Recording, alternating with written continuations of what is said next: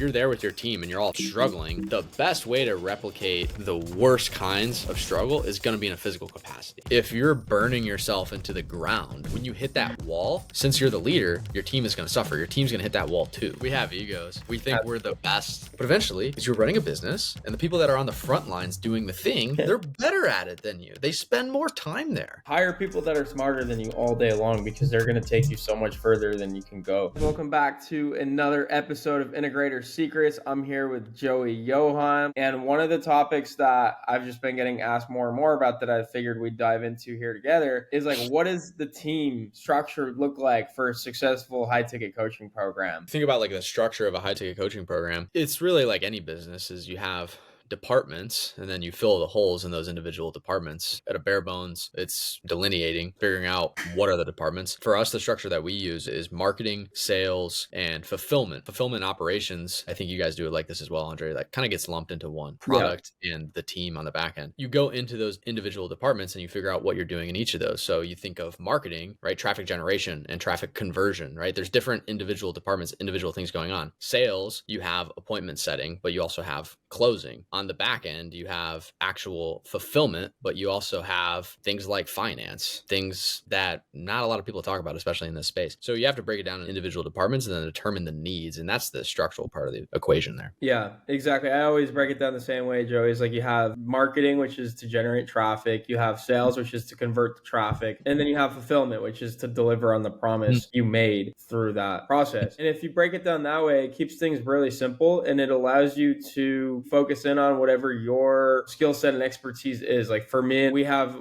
a business partner that's really good at marketing, so he focuses on that. We have someone that's really good at sales, so he manages the sales team. I'm really good at the fulfillment and back end side of things, so that's where I spend most of my time. And I feel like when everyone is operating in, if you call it, like their zone of genius, that's what helps to drive the business forward the most and establish a culture that is very like positive. Like people love to show up and work every single day because they're doing things that they're enjoying and also really good at. One of the questions though is like, as you have all these different departments, a lot of the guys that work with Client Ascension and also with you guys at Default Kings, they're remote. So how do you manage the communication between each department and between each team member when working remote? The mindset I always try to take is I try to replicate brick and mortar in a remote setting as much as possible. My experience in the fitness world is I started as an in-person personal trainer. So I looked at what we were doing in a gym setting and I was like, how do we replicate this online? So we had a regular team meeting. We had regular daily things that we did together as all the trainers in the gym. So it's like, how do I replicate this in an online setting? I was listening to your guys' podcast with Ty Lopez and he's talking about that like efficiency frontier. Where like you can go too far in one direction. The knee jerk is meet with your team more, but don't meet with your team so much that you push past the point of too much. And then you're actually tanking productivity as the unit of the business as a whole. But there's a sweet spot in there. And the sweet spot that I found was probably 1 to 2 team meetings a week, depending on the size of your team. And the bigger that your team gets, the more you probably need to coordinate with them, which I think probably 95% of listeners here are still in that range of like sub 10 employees. If you're meeting 1 to 2 times a week, that's probably going to be plenty to make sure things are coordinated while also making sure that the culture is good and everybody's bought in. And there's conversation happening all throughout the week as well through Slack. I love that you said that as well, because the knee-jerk reaction is to say, just meet more with your team. And then the question becomes like, what do we talk about? Because we run out of things to talk about and it's just not productive anymore. And I feel like that's where a lot of people find themselves. As you start to develop each department of the business, you can actually start to meet once or twice within each of those departments instead of overall as a team, because then it's a lot more specific, it's a lot more focused, and it's a lot more aligned. Instead of putting all the sales guys with all the fulfillment guys with all the marketing guys once or twice a week, you just put all the sales guys together twice a week, and all the fulfillment guys twice a week, and all the marketing guys twice a week. And then you bring them all together for like a town hall once a month, once a quarter type of team update. And that cadence has worked really well for us. And then how would you say you mix in like one-on-ones? From full team, when we were around 10 guys, we did once a month for a while and we did twice a month for a while. And very quickly, after 1 quarter of twice a month, we were like, that's probably too much. If you think about business as a boat, you have this boat and you have this whole crew. The bigger that the crew gets, the bigger the boat gets. The slower the shifts are going to happen, right? If I'm steering a big cruise liner, I make a little tweak and it's going to take a long time to change directions. If I'm driving a little jet ski, it's fast, boom, quick, move around. The bigger the team team got, we really didn't have to meet with the whole entire unit that frequently because changes are happening slowly. So when we were meeting twice a month, it was just too much going on. So I like what you said is break it into the units. So like our sales team meets twice a week. Our fulfillment team meets twice a week, right? And that's how we did it. And in a one-on-one capacity, I think it comes down to the layer of leadership that you're speaking with. The front line, the doers, if you're meeting with them, if you're still in that managerial level, you understand the layers of leadership where you're just one rung above the front line. I'm meeting with doers once a week in the managerial capacity. But once you go another ring up where you now have managers managing the doers, I'm meeting with the managers once a week, not the doers once a week. I'll meet with the doers once a month and make sure they're doing good and make sure I'm still communicating with the frontline people. But I don't need to communicate with the frontline people as much as my managers need to communicate with the frontline people once I'm in that more director tier. So I think it totally depends on the layer of leadership that you're in when it comes to one-on-ones with your team. And I think like a helpful exercise to start to map this out is literally just doing a company tree that shows like what are the different hierarchies, what are the different categories, who's in charge of who's managing what, because then you can trickle it down and assign like team department meetings, one-on-one meetings. It just becomes so much more efficient that way. Like your meeting structure, it's the same philosophy we have here at Client Ascension. Well, that's a mistake I made too, is like once we hired our first manager, I was trying to meet still with the manager once a week and all of the front lines. He's managing, 3-4 frontline guys. So I'm trying to set up one-on-ones with everybody on the entire team every week. And before I know it, I have 5-6 meetings a week on my calendar, one-on-ones. Yeah. And I quickly realized I'm like, this is too much. This is not efficient. The entire point of having a manager is for those frontline people to have somebody to go to, somebody to manage them. That's the entire reason he's there. So you should be okay with relinquishing that control and delegating that to him. It's always hard to let go of like certain things like that. You're meeting with a team member every single week and then all of a sudden like that just ends. I think that's part of it. But also like at your guys' event a couple months ago in Nashville, that was one of the things that I put out there as like things I was struggling with is how do I help more students when my time and energy is limited? Your guys' recommendation was just to pour into my team members so that they can pour into other team members. So it's exactly what you're talking about there. It's like a waterfall. That's why I think the team tree or whatever is a super helpful exercise because it just visualizes you pouring into one person that then pours into 3 other people who then pour into more people. And that's like exactly the strategy to take. And your meetings don't always have to be about specifically the work they're doing. So like, how do you even run these meetings? Like one of our meetings is a book club. And I basically pick a book that's related to the job and the responsibilities. And it's just going to spark ideas on how we can improve what we're doing in those areas. And so we're doing a book club and we meet once a week. And in this book specifically, it talks about like pouring into your team members so that they can pour into your customers. In this sense, it's a restaurant. It's managers pouring into people that then go out and talk to their customers and treat their customers or wait on them. So I just think it's cool to see how it like shows up in other businesses as well. It's just classic like law of business, if you will. Completely. And anybody that's been in the corporate world and worked like a corporate style job is meetings are the worst thing ever. Everybody hates meetings. So you have to understand as a business owner that your team is probably not getting all ooey gooey and excited when they see a meeting on their calendar. They're probably like, at least that's how I felt in my corporate experience.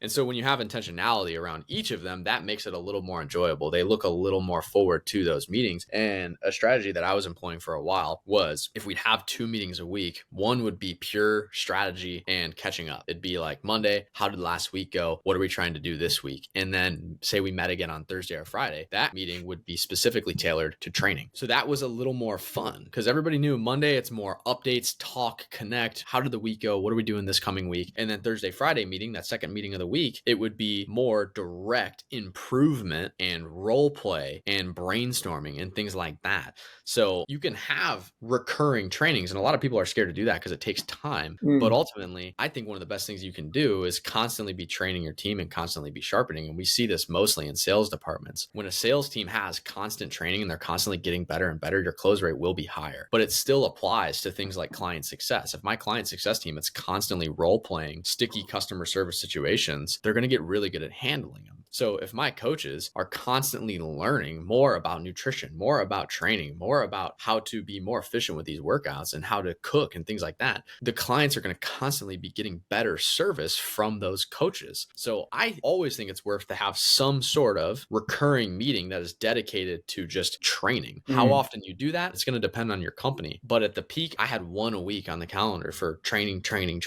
That's something that I'm even thinking to go back and implement, because one of the things I was going to ask you about is like in the onboarding, like when you hire someone, a big part of hiring someone is first getting them integrated into your company culture. But another big piece is the training for the role itself. And then it kind of drops off. So like the ongoing training, we kind of do it through book club. We do it through role playing and just like throwing them into the fire and having them figure it out and us giving them feedback on it, or doing like call reviews, right? If our student success coaches are hopping on an onboarding call or a one-on-one call with students, I'll have them send it over and I'll, watch it through and give them feedback, just like on a sales call, like we'll do with our sales guys. But like, what are you doing for ongoing training? You already mentioned a couple of things in there. Is there anything else that was like game changer for you guys in training your team? I've always thought the best training that you can do is role play, always, because it's real situations, right? It's like the same idea as if you take a guy that reads 10 sales books and you take another guy that makes 100 cold calls and then you put them on a closing call. The guy that's going to perform better is going to be the guy that actually got thrown into the fire, not the guy that just sat there and read sales books. Guaranteed. It's the same thing on client success or any kind of role. Put them into the fire or try to replicate the fire as much as you can. And I think you were mentioning too as well in the onboard, of course, there's going to be a large sum of training in the onboarding process, right? If you have like a 2-week onboard process, you might talk to that person 5 to 10 times within that 2 weeks. But then after that, when they get into the flow, maybe you meet with them once a week. It slows down after the onboard. And so it's okay to front load a lot of training. Yep.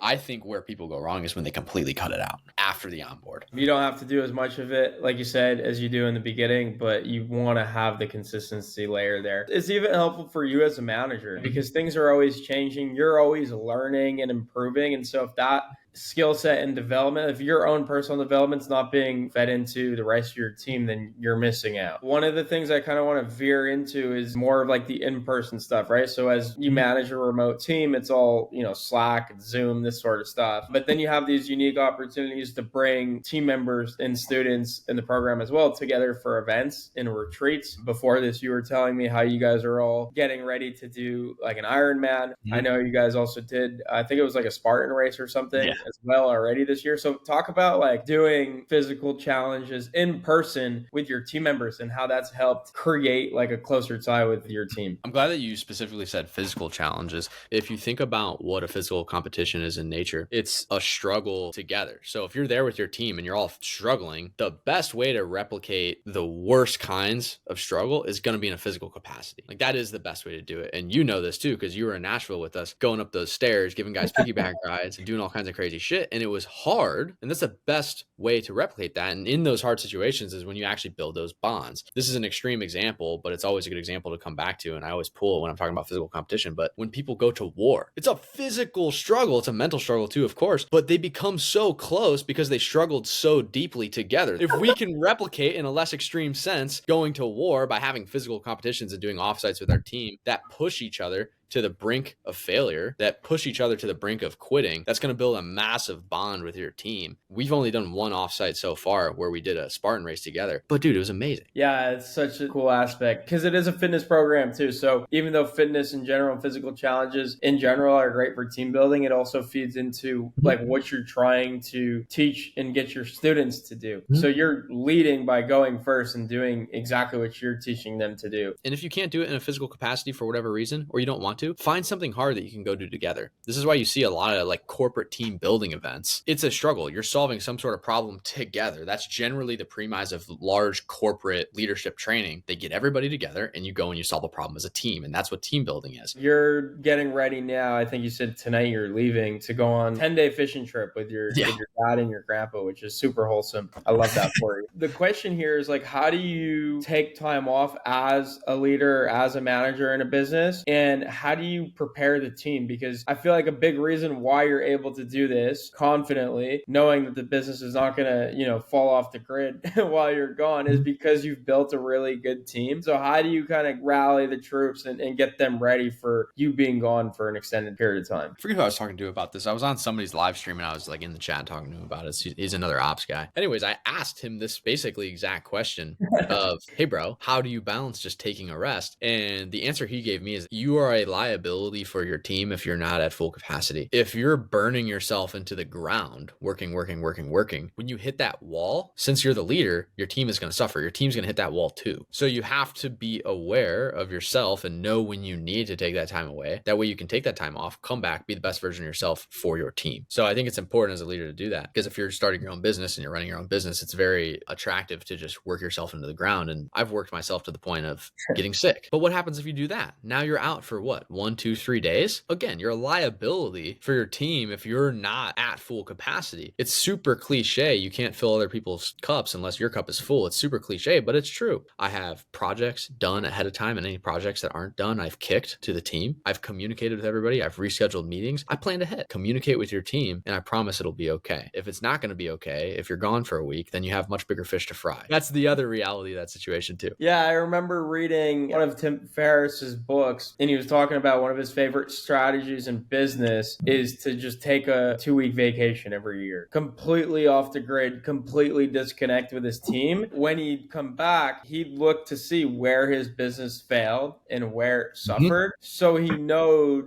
exactly where to fix it. Sometimes like you get stuck in your business, you're not really sure where the bottlenecks are or what problems you need to solve. And so he just completely stepped away, let his team kind of take the reins. And then when he'd come back and the team is like, oh, like this completely broke, or this didn't work, or this group of customers are pissed off because of this problem, he knew the exact areas he needed to focus. It's a bold, risky move, but like it'll reveal to you where you need to sharpen up. And I love what you said about like you as a leader need to make sure you're at full capacity in terms of like mental energy and bandwidth. It's just like in sports, our coach in basketball always used to say, like, don't try to be the hero. Like if you're injured, don't try to play through it, because if you're playing injured, you're going to have an effect on the rest of the guys out there that are playing in full health. So it's an ego thing, right? As business owners, we have egos. We think we're the best at everything. But eventually, what you're doing is you're running a business, and the people that are on the front lines doing the thing are more qualified now to coach these clients because they spend 40 hours a week just coaching clients.